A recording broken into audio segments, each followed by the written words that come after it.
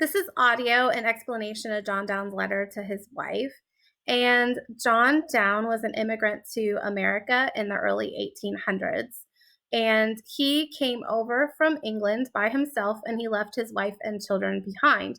And in this letter, he's trying to persuade them to come join him in this new country.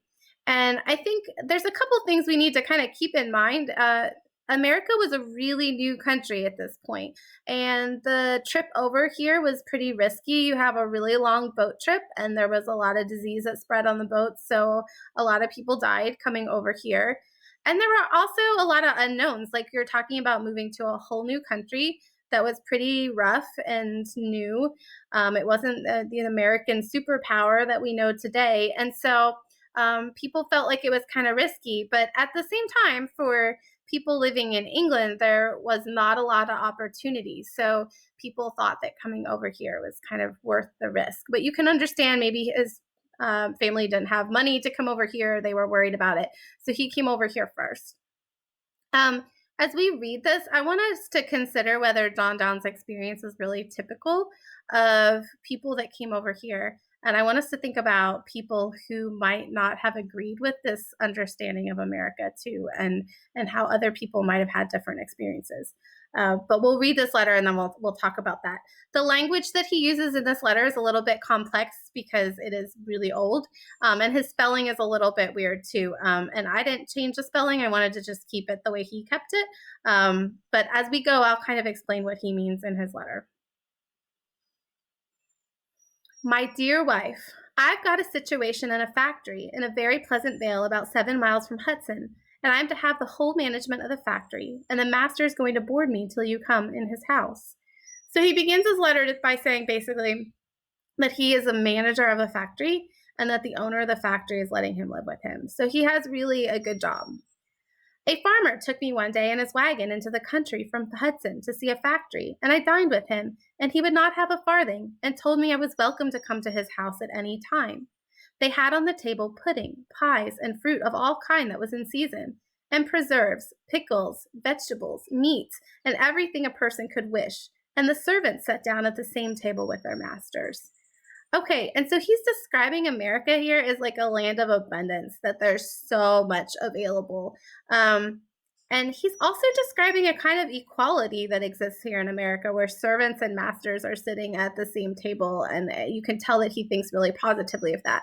Of course, we also have to keep in mind that at this exact same time, in southern states, there's slavery and there is not equality. Like literal human beings are owned by other people. And so what he's talking about, what he's seeing, is not the case in the rest of the country. They do not think of locking the doors in the country, and you can gather peaches, apples, and all kind of fruit by the side of the road. And I can have a barrel of cider holding 32 gallons for 4 shillings, and they will lend me the barrel till I've emptied it. And I can have 100 pounds of beef for 10 shillings, English money. Lamb is about 5 farthings the pound, and the butcher brings it to your door. I went into the market yesterday in New York, and on the outside of the market there were bullocks and sheep and lamb's head laying underfoot like dog meat. Okay, so we have these details here, and presumably this means like meat is cheap, and he's just so amazed about how cheap it is. And he also gives this detail here, okay? And we also have they cut the tongue and throw the rest away. He's talking about how certain parts of the animal bodies are just like thrown away, like the heads and the tongue and like the rest of the body. Like, and basically he's saying like there is so much abundance and so much meat that they don't even use the whole body of the animals. They just throw some away like dog meat. And I think we get from this detail that that wasn't happening in England, that there were shortages and people were using every single part of the animal. And I can go into a store and have as much brandy as I like to drink for the halfpence, and all other spirits in proportion. If a man likes to work, he need not want for victuals. And victuals here is a word for food. So if you like to work, you'll have all the food you want, is what he's trying to say. There's so much food. It is a foolish idea that some people have that there are too many people come here. It is quite the reverse. There was more than 1,000 immigrants came in the day after I landed, and there's 4 ships have arrived since with immigrants. But there is plenty of room yet, and will for thousands years to come.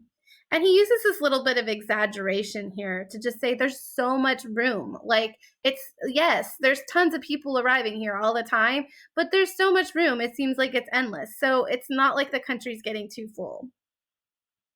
My dear Suki, all that I want now is to see you and the dear children here, and then I shall be happy, and not before.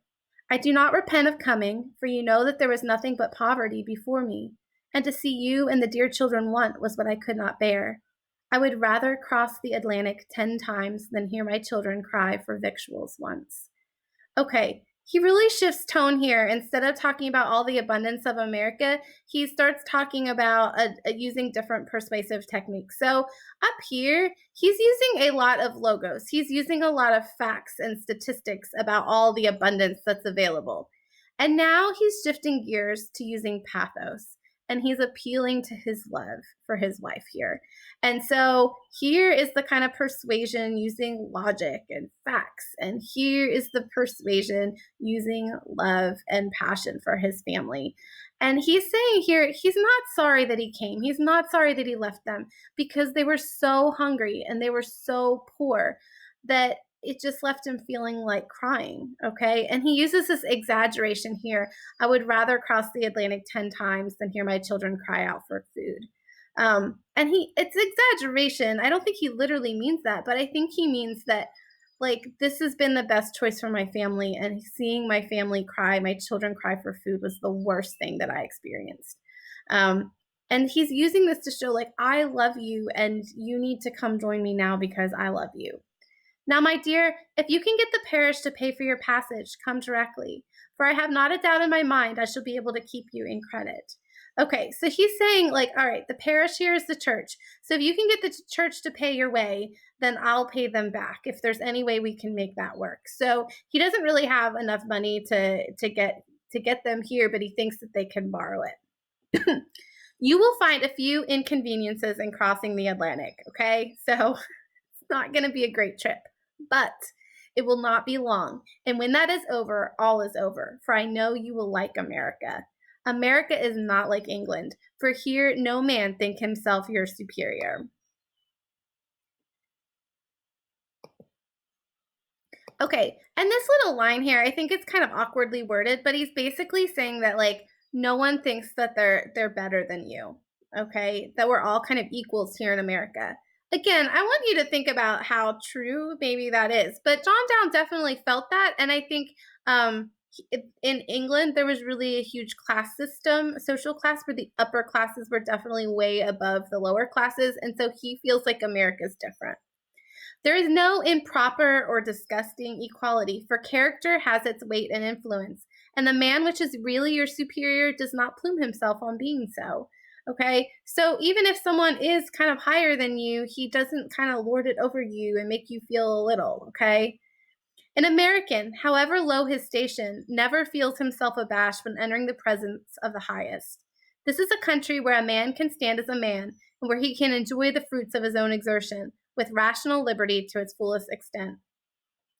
So he's basically saying here that, like, everyone stands equally, and as long as you're willing to work hard, you get to stand and have this freedom that everyone experiences. Again, I want you to think about, like, how someone who was in slavery might view this, right? Because that isn't the case for all Americans. And also, we could talk about women as well, right? Like, there isn't social equality in the same way, okay? That being said, I can also understand why John Downe experienced this in a really different way than he did in England. Then he has this little detail at the end that I kind of like. There is much attention paid to dress, as at any of the watering places in England. Out in the country where I have been, you see the young women with their veils and parasols. At the lowest that I saw, poverty is unknown here. You see no beggars. And he gives this little detail to his wife that says, hey, all the women are dressed really nice. They have these beautiful, like, veils and, like, parasols, which are kind of like umbrellas. And he's kind of telling her, like, you can have good clothes if you're here too. And then he says that poverty is unknown. Nobody's poor. There's no beggars. Again, I have some questions about how accurate that is. And maybe he's exaggerating, or maybe that is what he's experiencing where he's at, right? Like, we don't know. And then he ends with this really sweet note. give all the little ones a kiss for me. And again, we have this pathos as well, right? Where he's referring to his love. And also, as we're talking about his use of appeals here, at the very beginning, he uses a lot of logos, like I said, but he also uses some ethos here. I didn't really talk about how he uses ethos. So he uses ethos here. He builds credibility to say that, like, I'm a manager now, okay? Like, I'm not some loser. I'm worth coming over here for, okay? He also builds some ethos here, even though he's using pathos also to refer to all the love that he has. There's also some ethos here too, right? Like, I'm not a jerk for leaving you. Like, I'm a good person. I'm a good husband, even though I had to leave. And I left because I love you. And that's a use of ethos as well. Okay, the next text that we're going to be reading is actually a really, really different perspective on America, written about 100 years later. And we'll kind of talk about whether, like, how much the country changed and how much of this is accurate. But I do think this is an interesting little picture of one person's experience at the beginning of our nation's history, and kind of explains the reason that we are a nation of immigrants, that people see this as a country of opportunity and betterment. And I think that's really kind of cool as well. But I do think we need to keep in mind that John Downe's experience wasn't the experience of all Americans, and some people were forced to come here, and really forced in some really horrific situations that impacted their lives and the generations after them. Okay, so that's this letter, and then we'll move on to our next text.